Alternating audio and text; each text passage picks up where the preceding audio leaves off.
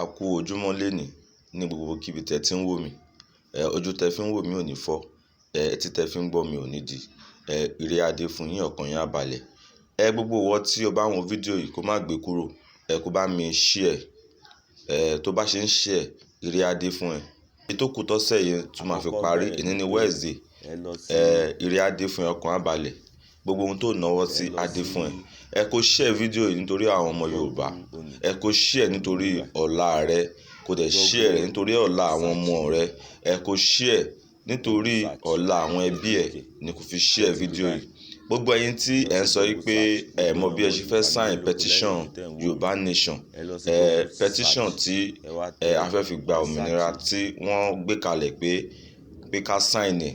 Ìwọ tí o sọ wípé o mọ̀ bí wọ́n ṣe fẹ́ sign ẹ̀ torí wípé àwọn Facebook wọ́n fún wa ní ìgbàláàyè láti jẹ́ wípé kí wọ́n gbé link yẹn sórí àwọn fídíò tí à ń post. Wọn ò gbà rárá kí link yẹn wọ Facebook.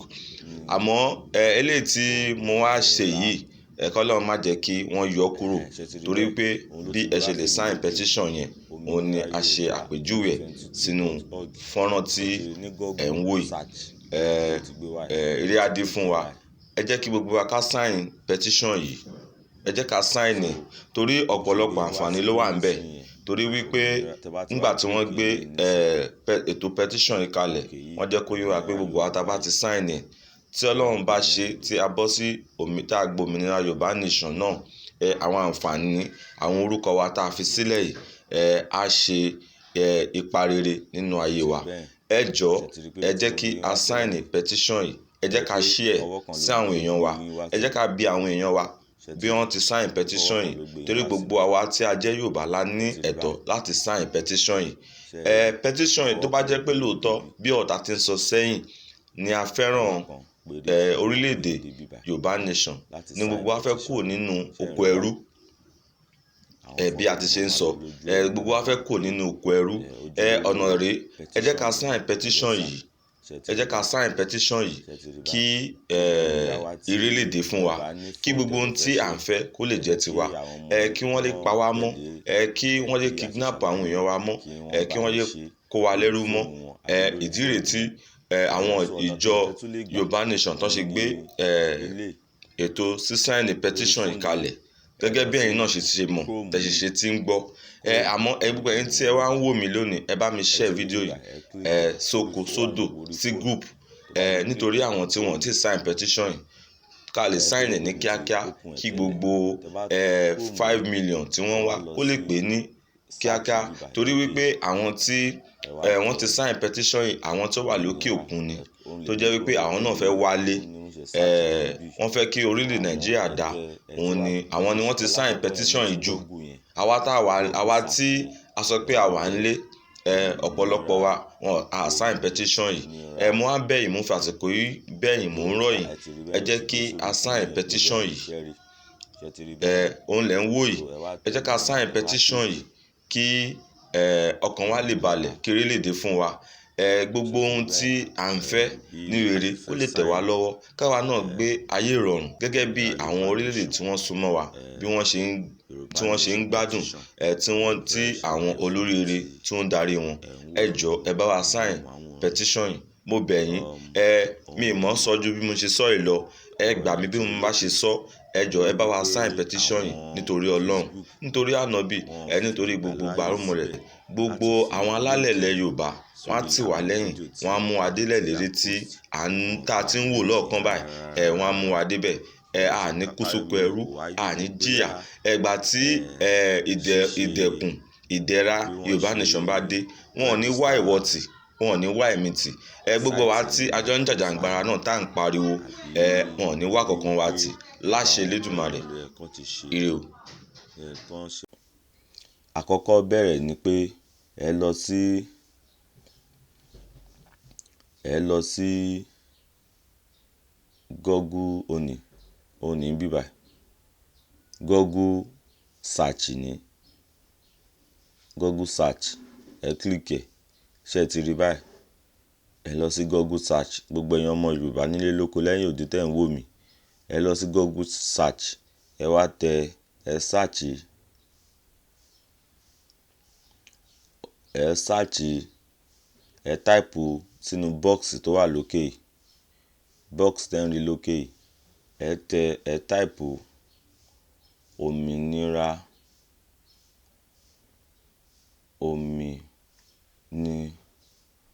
òmìnira, ṣe ti rí bẹ́ẹ̀, òun ló ti gbé wá fèmí lókè, òmìnira Yorùbá 2022.org. ṣe ti rí ní Google search, òun ló ti gbé wá, èmi ti click ẹ̀ báyìí. So tó bó ṣe gbé yín wá síbí nísìnyí, òmìnira, tẹ́ bá ti wá click eléyìí nísìn, òkè yìí, òmìnira Yorùbá yìí, ó dà ipò náà lélẹ̀.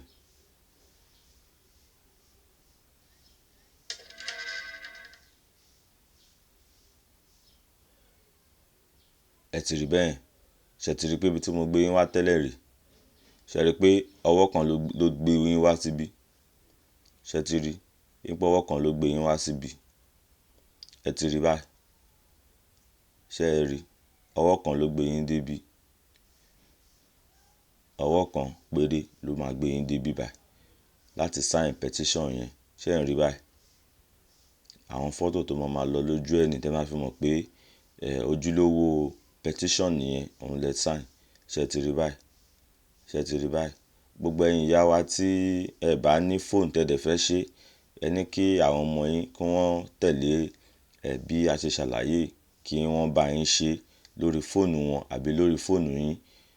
So ọ̀nà kejì tẹ́ tún lè gbà, òun ni eléyìí.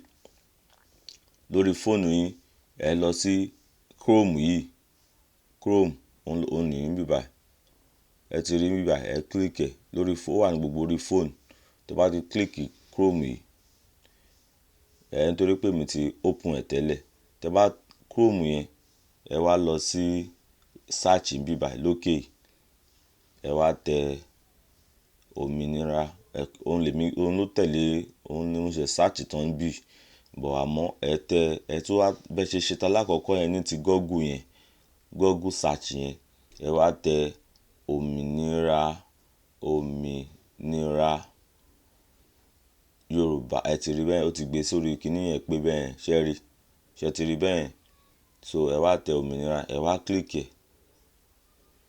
òmìnira, ṣe ti rí bẹ́ẹ̀. Bí a ṣe fẹ́ sign òmìnira Yorùbá nation, Yorùbá nation petition, òun ni mo fẹ́ ṣàlàyé fún yín tí ẹ ń wò lójú amóhùnmáwòrán yìí. Òun nìyí, ẹ ti rí lókè, torí wípé àwọn Facebook wọ́n fi ìgbàláàyè síbẹ̀ láti fi link yẹn sórí àwọn fídíò tí ẹ rí tí à ń post, wọ́n gba link yẹn rárá. Ṣe káká mi kò wá yé mi bóyá ṣíṣe bí wọ́n ṣe register site yẹn ni ó fà á ni, àbí torí wípé gbogbo àwọn nǹkan yìí náà ló yẹ kán ti ṣe, kán ṣe àṣeparí ẹ̀ láti ọ̀dọ̀ àwọn Facebook kí wọ́n lè rí gbogbo àwọn kíní yìí ṣe, torí gbogbo àwọn link yẹn wọ́n ò gbà rárá kí anybody fi sórí fídíò láti jẹ́ kí ẹ̀yin èèyàn lè rí. Àmọ́ bí kí Ọlọ́run jẹ́ kí wọ́n gba eléyìí tí mò ń yà yìí náà, kí Ọlọ́run jẹ́ kí wọ́n gbà wọlé náà ni, torí wípé tó bá ti fojú rí link yẹn báyìí, wọ́n máa yọ fídíò yẹn kúrò lẹ́sẹ̀kẹsẹ̀ ni, torí wọ́n fẹ́ kí anybody rí. Bóyá àwọn ìjọba wa náà, bí àwọn ni wọ́n ṣe bẹ́ẹ̀ ni, tí wọ́n fẹ́ kí a lọ kúrò nínú oko ẹrú tí wọ́n fẹ́ fi ara wọn sí láì ṣàwà. Àwọn nǹkan tí wọ́n kọ síbẹ̀ lélẹ̀, by submitting the petition below, you are indicate your support for your sovereign Yoruba nation. Please enter correct details. Wọ́n ní bu ọwọ́ lu ìwé yìí, túmọ̀ sí wípé o fara mọ́ òmìnira orílẹ̀-èdè Yorùbá. Jọ̀wọ́ ṣe àwọn àlàyé tí ó tọ́ lẹ́kùnrẹ́rẹ́. Ṣé ti rí bẹ́ẹ̀? Wọ́n ṣàlàyé ẹ̀ ní èdè Gẹ̀ẹ́sì, wọ́n dẹ̀ tún ṣàlàyé ẹ̀ ní èdè tiwantiwa. Òun ni ẹ̀ ń wò ní ojú amóhùnmáwòrán yìí. So àkọ́kọ́ ni orúkọ yín, òun ni name tí wọ́n gbé síbẹ̀ yìí, ẹ fi orúkọ yín síbẹ̀. Ẹlẹ́ẹ̀kejì ni mail yín, mail address yín, email address yín. Ẹ̀yin tí ẹ bá ní email, ẹ tẹ̀síwájú. Wọ́n ní select your country code. So ẹ fi country code tí ẹ bá wà, ìlú tí ẹ bá wà sí, ẹ̀yin ọmọ Yorùbá káàkiri gbogbo àgbáńlá ayé. Country code yẹn, òun ni ó wà ńbẹ̀ yẹn. Ẹ fi country code yín sí ibi tẹ́ bá wà. Ọmọ Yorùbá ibi tẹ́ bá wà, ẹ fi síbẹ̀. Òun ni ẹlẹ́ẹ̀kẹ́ tó tún tẹ̀lé ni enter phone number without current code. So kẹ́kọ̀ọ́ tẹ nọ́mbà yín lásán síbẹ̀. Òun ni ẹ̀rọ ìbánisọ̀rọ̀ yín yẹn tán kọ síbẹ̀ yẹn, tí ẹ̀ ń wò bí wọ́n ṣe ṣe síbẹ̀ yẹn. So ẹ máa tẹ̀ síbẹ̀. Èyí tó tẹ̀lé ni gender, bóyá ọkùnrin ni yín ni, òun ni ló kọ síbẹ̀ yìí. Bóyá ọkùnrin ni yín ni tàbí obìnrin, type ẹ̀ síbẹ̀. Bóyá ọkùnrin bẹ̀rẹ̀ láti male, obìnrin bẹ̀rẹ̀ láti f, ẹ fi síbẹ̀. Ọjọ́ orí yín, age yín, òun nìyẹn tó kọ síbẹ̀ yẹn, age, ọjọ́ orí. So ẹni tí ó gbọ́dọ̀ máa sign petition yìí, ó gbọ́dọ̀ bẹ̀rẹ̀ láti 18. Ó gbọ́dọ̀ bẹ̀rẹ̀ láti 18 years. Òun ni wọ́n kọ síbẹ̀ yẹn. So state of origin, ìpínlẹ̀ yín, ìlú tí ẹ ti wá, ẹ kọ síbẹ̀ náà, ẹ tẹ̀lé. Wọ́n wá kọ ní paríparí ẹ̀ pé by clicking submitting below, I hereby attest that I am submitting this form only once for myself. Wọ́n ní pẹ̀lú títẹ ìgbéwọlé ní ìsàlẹ̀, mo gbà láti ṣe ìbuwọ́lù mi lẹ́ẹ̀kan sí.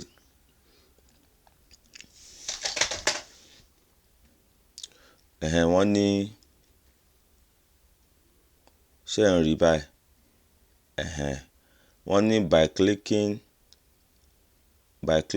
by clicking submitting below, I hereby attest that I am submitting this form only once for myself. Wọ́n wá tún kọ èdè Yorùbá wa tiwantiwa sísàlẹ̀ pé pẹ̀lú títẹ ìgbọ́wọ́lé ní ìsàlẹ̀, mo gbà láti ṣe ìbuwọ́lù mi lẹ́ẹ̀kan ṣoṣo.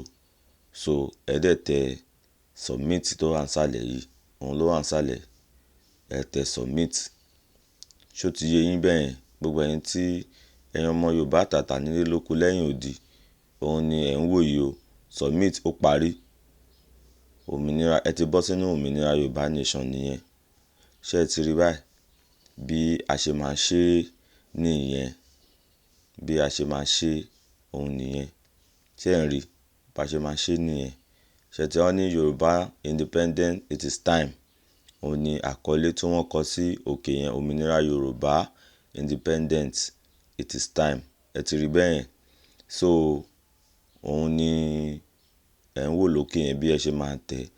So àwọn kan bí ẹ ṣe máa fìlì àwọn lẹ́tà yìí, àwọn bọ́ọ̀sì yìí, àwọn bí ẹ ṣe máa fìlì ẹ̀ nìyẹn. Ṣé ó ń yé yín? Òun nìyẹn. Òun lẹ ti rí. Ẹ dẹ̀ tẹ submit, ó tán. A kú ọdún, a kú ìyèdún gbogbo ọmọ ẹgbẹ́ ọlọ́ṣà. Ọ̀ṣà àgbẹ̀gbìyọ̀ akóre wá fún wa. Annual World Ẹgbẹ́ ẹgbẹ́ festival 2022 ẹlẹ́ẹ̀kẹsẹ̀rú rẹ̀ níbi tí àwọn ẹlẹ́gbẹ́ ọmọ àti ọmọ omi ti máa ń pàdé lọ́dọọdún fún ìwúre àti gbígba oore tuntun lọ́wọ́ ẹlẹ́dàá wọn létí òkun eléyìí tí àwọn ẹgbẹ́ arúnmọlẹ̀ ti pàṣẹ bàbá wa ọba àságbèmí tèmi adára àríwájòyè fàṣàgbádé kìnní àmọ̀tẹ́kùn kejì ẹ̀rù jẹ̀jẹ̀ of Àkókòland di ọba àṣà àgbáyé and ọba ẹgbẹ́ àgbáyé alága ògbóni alálẹ̀ àgbáyé world ẹgbẹ́ festival tọdún 2022 yóò bẹ̀rẹ̀ ní ọjọ́ kẹrìndínlọ́gbọ̀n April 26 pẹ̀lú ayẹyẹ ọdún ọlọ́sàdé celebration la ó fi bẹ̀rẹ̀ ètò ní agogo 11 òwúrọ̀ ibi ètò ní Gao Marina etí ọ̀sà Badagry Lagos lọ́jọ́ kan náà ni àìsùn ọmọ omi alájẹ night yóò máa wáyé o ní agogo 7 alẹ́ di ilẹ̀ mọ́gbẹ̀rẹ́ ní gbẹrẹfu beach Badagry lẹ́kọ̀ọ́ níbi tí àwọn ènìyàn tó bá wá tí wọ́n ó máa bá ẹlẹ́dàá wọn sọ̀rọ̀ tí wọ́n ó sì máa ríre gbà lójú ẹsẹ̀ ìyálòde àti àjàgùnàdé ni yóò máa wáyé ní ọjọ́ kẹtàdínlọ́gbọ̀n oṣù kẹrin April 27 2022 bẹ̀rẹ̀ láti agogo kan ọ̀sán tí agogo 7 alẹ́ 1 to 7 p.m. èyí tí ó máa wáyé ní gbẹrẹfu beach Badagry Lagos ẹ̀yin ọmọ alára agbó ẹ má gbẹ̀yìn gbogbo ẹni tí ń wá ọmọ aya ọkọ àti ire gbogbo ẹ máa bọ̀ àìsùn kórìkótó náà ni yóò bẹ̀rẹ̀ ní agogo 8 alẹ́ 27 April bákan náà 2022 yìí kan náà ní gbẹrẹfu beach olókùndé celebration yóò máa gbìnàyà ní ọjọ́ kejìdínlọ́gbọ̀n oṣù kẹrin April 28 bẹ̀rẹ̀ láti agogo 8 òwúrọ̀ ní gbẹrẹfu beach Badagry Lagos ọbẹ̀ tí ò ní iyọ̀ àtẹ́nì gbogbo ẹni tó fẹ́ jẹun dúdùn láyé tó sì fẹ́ máa ní ìdùnnú nínú ayé rẹ̀ gbogbo wọn kí wọ́n darapọ̀ mọ́ àwọn ọgọ́rùn èèyàn fún ìwúre ní olókùndé àlùjọ ọdún òun àpèjẹ world ẹgbẹ́dẹ 2022 yóò gbìnàyà o ní ọjọ́ kan náà April 28 bẹ̀rẹ̀ láti agogo 11 ìyálẹ̀ta venue gbẹrẹfu beach Badagry Lagos níbi tí alhaji sefiu alao ọmọ oko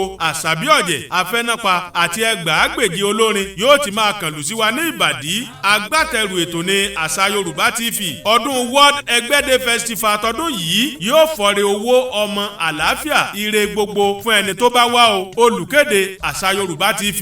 ọmọ omi ọlọ́sà ọdún dé ẹ̀jẹ̀ àbọ̀sà kó wá gbìrè àwa.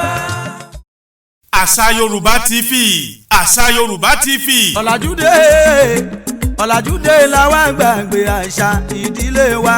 òtítọ́ ni kíkọ̀ ní gbóká tó fi di ọmọ gbẹ́gbẹ̀dù ìlẹ̀kẹ̀ pọ̀ lọ́jà kí Ṣàngó tó wájú mọ́kẹ́lẹ́ o ìlú pọ̀ láyé kí Ọbàtálá tó yàn lùgbẹ̀ láàyò àṣà Yorùbá TV egun kakaka ti tajà lẹ́nu àṣà Yorùbá TV ìkànnì àpèwáwò tí gbogbo ẹgbẹ́ rẹ̀ ń gbóṣùbà fún tó bá jẹ́ torin tìlù tàṣà ìbílẹ̀ gbígbé lárugẹ ètò lóníranran bí ojú ìlú òfin abala àbáláyé abala sóyẹ kó rí bẹ́ẹ̀ Elédùmarè ló dirí ẹwà fákùkọ wà fún ètò lóníranran tẹ́ ẹ ní níwájú tẹ́ ẹ sì fẹ́ kí gbogbo àgbáyé ọmọ àṣà Yorùbá TV ìníkẹ́ ẹ kàn sí fún ọdún ìbílẹ̀ lóníranran ìgbéyàwó àti onírúurú àṣeyẹ àṣà Yorùbá TV yóò bá yín gbé fáyé rí ẹ lè kàn sí àṣà Yorùbá TV lórí Facebook àṣà Yorùbá TV 2 YouTube wọn àṣà Yorùbá TV bákan náà email address asayorubatv@gmail.com Instagram wọn rèé àṣà_Yorùbá TV bó sì jẹ́ Twitter àṣà Yorùbá TV tẹlifóònù nọ́mbà wọn rèé 070-637-34729 tàbí 070-138-84292 àṣà Yorùbá TV Olódùmarè ló dirí ẹwà fákùkọ. civilization ló jágbá gbogbo tàdá ìbá.